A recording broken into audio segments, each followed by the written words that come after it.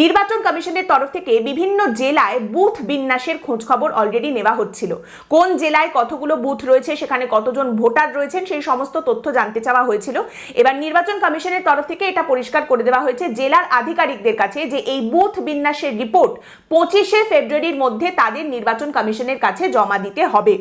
আপনারা জানেন নির্বাচন কমিশনের তরফ থেকে এবার যে নিয়ম করা হয়েছে, একটি বুথে 1200-র বেশি ভোটার থাকতে পারবেন না। অর্থাৎ একটি বুথে সর্বোচ্চ 1200 ভোটার থাকবেন। 1200-র বেশি যদি ভোটার হয়ে যায় কোনো বুথে, তাহলে সেই ভোটারদের কিন্তু অন্য বুথে ট্রান্সফার করে দিতে হবে। যে কোনো বুথে 1200-র বেশি ভোটার থাকতে পারবেন না।